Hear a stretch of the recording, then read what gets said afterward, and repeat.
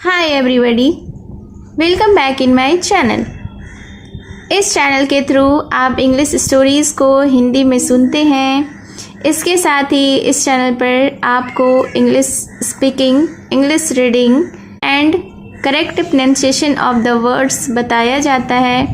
Thousands of vocabularies बताए जाते हैं जो कि मेरे शॉर्ट वीडियोस में इंक्लूड हैं, अपलोड हैं। आप वहां से चेकआउट कर सकते हैं।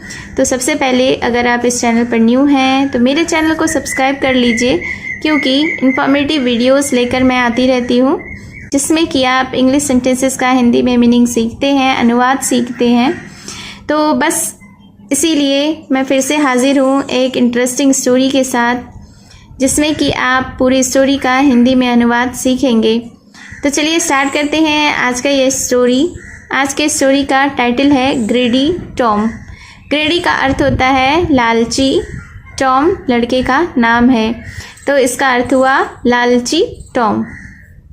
सो let's begin the video. Sam and Tom were brothers. Sam और टॉम भाई थे।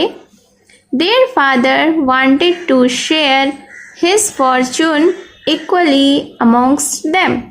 सबसे पहले इसके वर्ड मीनिंग को देख लेते हैं। वांटेड का अर्थ होता है चाहता था, शेयर यानी बांटना, फॉर्चून का मतलब होता है संपत्ति, इक्वली यानी बराबर, अमोंग्स्ट का अर्थ होता है बीच में, देम यानी उन लोगों के। तो इस सेंटेंस का अर्थ हुआ कि उनके पिता उन दोनों के बीच में अपनी संपत्ति को बराबर बांटना चाहते थे। Tom argued that whoever proved to be more intelligent and stronger would get a bigger share of the wealth। क्या मतलब है इसका? तो इसके वोकैबुलरीज पर फोकस करते हैं। आर्ग्यूड का अर्थ होता है बहस करना, प्रूव्ड यानी साबित किया, इंटेलिजेंट यानी बुद्धिमान, बिगर शेयर यानी बड़ा हिस्सा, वेल्थ यानी धन। तो इसका मतलब हुआ कि टॉम ने बहस किया कि जो यह साबित करेगा कि वह ज़्यादा बुद्धिमान है एंड स्ट्रोंगर और ताकतवर है, would get a bigger share of the wealth, वही सबसे बड़ा हिस्सा संपत्ति का पाएगा। सैम अग्रीड, सैम सहमत हो गया। Their father organised a competition between the two. Organised मतलब संयोजित किया, कंपटीशन का अर्थ होता है प्रतियोगिता, बिटवीन यानी कि बीच में। तो इसका मतलब हुआ कि उसके पिता उन दोनों के बीच में एक प्रतियोगिता आयोजित किए।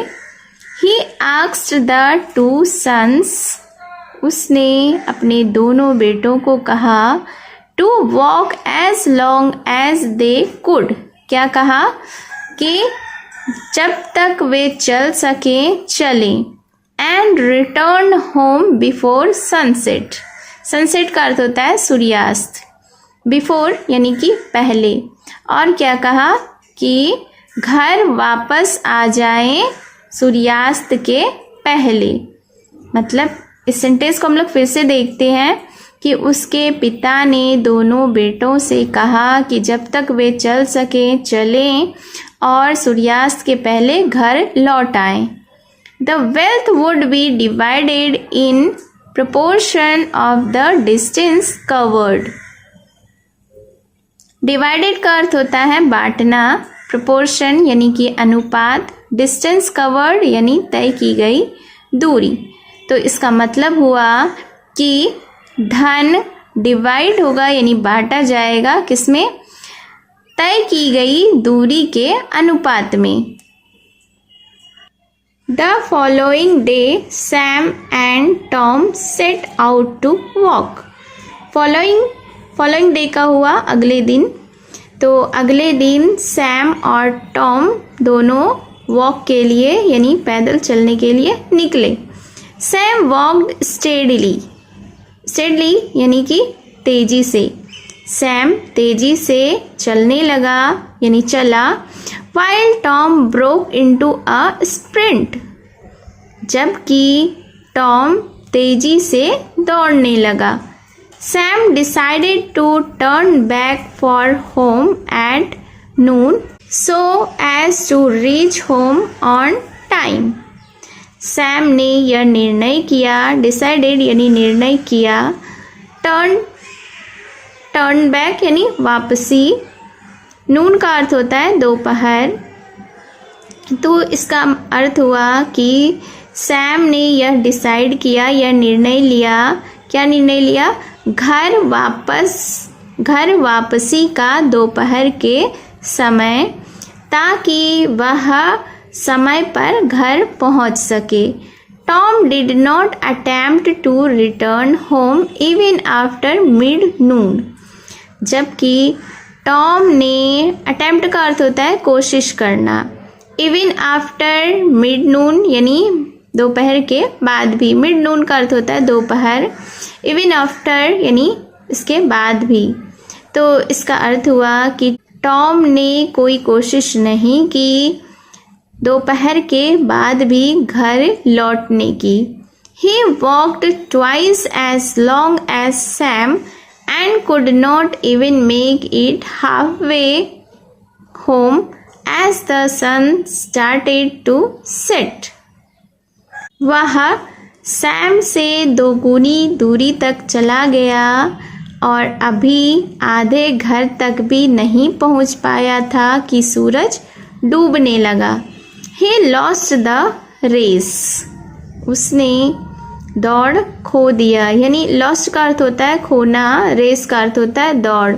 He lost the race. वह दौड़ खो दिया, यानी जो कंपटीशन था उसमें वह हार गया।